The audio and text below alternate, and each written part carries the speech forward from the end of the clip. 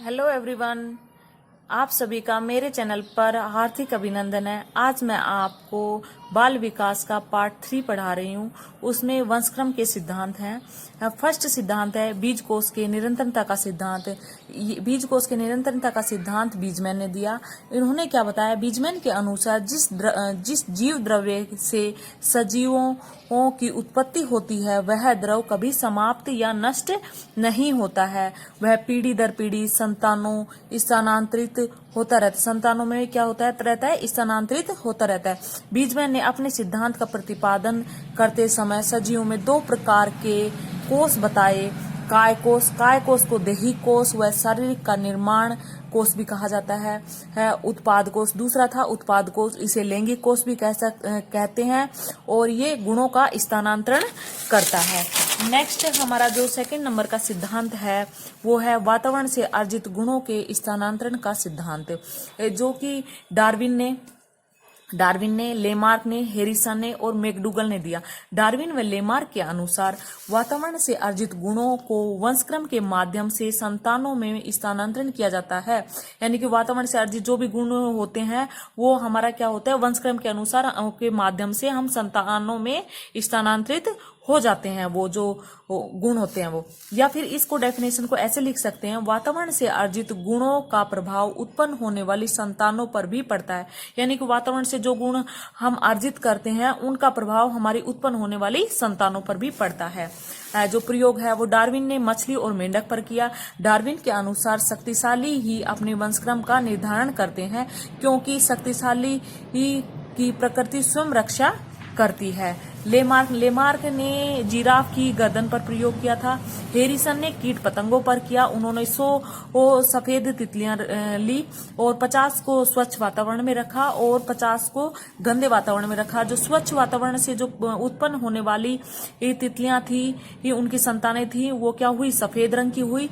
और 50 को जो गंदे वातावरण में रखा था वो काले और मटमैले रंग की तितलियों का उत्पन्न हुई। मैकडूगल ने चूहों पर प्रयोग किया। उन्होंने क्या किया, एक अंधकार यानी कि अंधेरा वातावरण रखा और उसमें उस एक चूहे को रखा और चारों तरफ क्या किया, करंट प्रवाह किया। चूहा बाहर निकलने की कोशिश करता है लेकिन 166 टाइम्स वो क्या है, विफल हो जाता है। लेकिन 167 टाइम्स जब वो प्रयास करता है तो वो चूहा उस अंधकार वातावरण से क्या होता है, बाहर आ जाता है। तो इसके जो चूहे के जो संतानें थी 27 टाइम्स प्रयास करके 27 टाइम्स में बाहर आ जाती है। लेकिन जब इसकी जो संतानें थी वो क्या है, फर्स्ट टाइम में ही अंधकार वातावरण से बाहर आ जाती है। नेक्स्ट थर्ड सिद्धांत है हमारा वातावरण से अर्जित गुणों के वातावरण कोष का। इस सिद्धांत को बीजमैन ने दिया। बीजमैन के अनुसार वातावरण से अर्जित गुणों को वंशक्रम के माध्यम से संतानों में स्थानांतरण नहीं किया जा सकता। यानी कि उन्होंने बताया जो वातावरण से जो गुण हमें अर्जित होते हैं उन्हें हम वंशक्रम के माध्यम से संतानों में स्थानांतरण नहीं कर सकते हैं। या फिर इसकी परिभाषा हम ऐसे भी लिख सकते हैं, वातावरण से अर्जित गुणों का प्रभाव उत्पन्न होने वाली संतानों पर नहीं पड़ता है। नोट पॉइंट देखिए, बीजमैन ने अपने सिद्धांत का प्रतिपादन करने हेतु चूहे की पूंछ को काटकर प्रयोग किया, परंतु उत्पन्न होने वाली सभी संतानों की पूंछ पुनः विकसित थी। उन्होंने क्या किया, एक चूहे पर प्रयोग किया और चूहे पर प्रयोग किया तो उसकी चूहे की बार बार उसने पूंछ काटी, लेकिन जब भी उसकी संतानें उत्पन्न हुई उन सभी संतानों को क्या हुआ, पूंछ हुई। वुडवर्थ के अनुसार महिलाएं अपने नाक व कान में छेद करवाती है, परंतु उत्पन्न होने वाली संतानों के नाक कान में छेद नहीं होता है। ये वुडवर्थ का कथन था। यानी कि महिलाएं होती है वो नाक कान में छेद करवाते, लेकिन उसके उत्पन्न होने वाली संतानें हैं उनके तो नाक और कान में छेद नहीं होता है। ये वुडवर्थ का कहना था कि वातावरण का उत्पन्न होने वाली संतानों पर कोई परिवर्तन नहीं होता है, कोई प्रभाव नहीं पड़ता है। अभी नेक्स्ट हमारा फोर्थ वन सिद्धांत है प्रत्यागमन का सिद्धांत। तो प्रत्यागमन का सिद्धांत देखिए, प्रत्यागमन का सिद्धांत मेडल ने दिया, इसे मेडलवादी भी कहते हैं। प्रत्यागमन से आशय संतानों में माता पिता से विपरीत लक्षणों का प्रकट होना प्रत्यागमन कहलाती है। यानी कि जो संतानें होती हैं उनका माता पिता से विपरीत लक्षणों का उत्पन्न होना क्या कहलाती है, प्रत्यागमन कहलाती है। जैसे लंबे माता पिता की संतानों का बोना पैदा होना। मेडल के अनुसार माता पिता में उपस्थित गुण सूत्र पीढ़ी दर पीढ़ी संतानों में स्थानांतरित होते रहते हैं 1/2 के रूप में, यानी कि 50%। नोट पॉइंट देखिए, मेडल ने अपने सिद्धांत का प्रतिपादन करने हेतु दो प्रयोग किए, छोटी मटर व बड़ी मटर का, काले चूहे व सफेद चूहे का। मेडल ने अपने सिद्धांत का प्रतिपादन करते समय माता पिता में दो प्रकार के सूत्र बताए, एक तो जागृत सूत्र बताया, एक सुषुप्त सूत्र बताया। जागृत सूत्र क्या होता है वो देखिए। जागृत सूत्र, माता पिता मेडल के अनुसार माता पिता की निषेचन के दौरान अगर जागृत सूत्र सक्रिय हुए तो संतानें अपने माता पिता के समान होगी। जैसे लंबे माता पिता की संतानें लंबी होना। सेकंड, सुप्त सूत्र, माता पिता की निषेचन के दौरान अगर सुप्त सूत्र सक्रिय हुए तो संतानें माता पिता से विषम लक्षणों की प्रकट होती है। यदि सुप्त सूत्र सक्रिय होते हैं तो जो संतानें उत्पन्न होती है वो विषम होती है। यदि जैसे देखो, बोने माता पिता की संतानों का लंबा होना।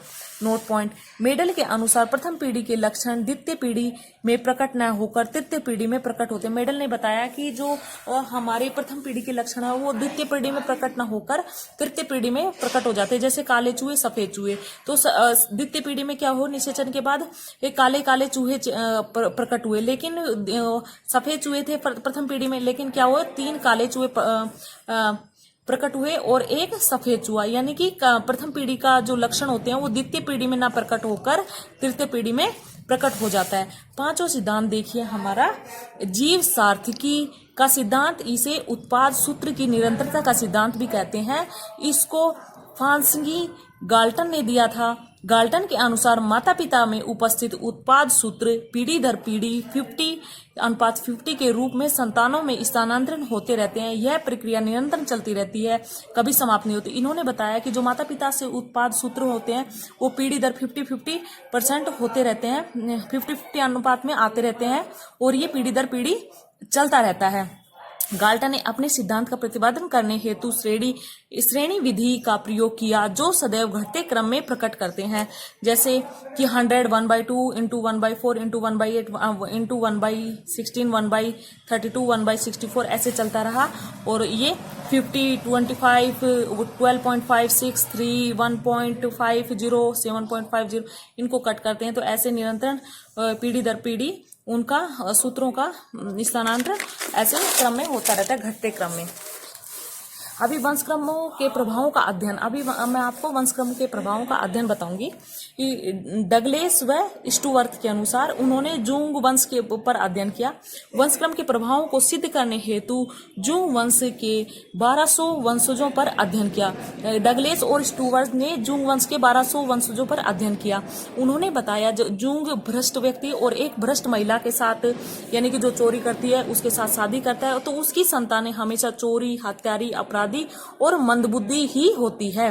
तो उन्होंने लिखा, डगलेस के अनुसार पूर्वजों के वंश क्रम का प्रभाव उत्पन्न होने वाली संतानों पर भी पड़ता है, अतः उनके अनुसार चरित्रहीन माता पिता की संतानें चरित्रहीन होती है।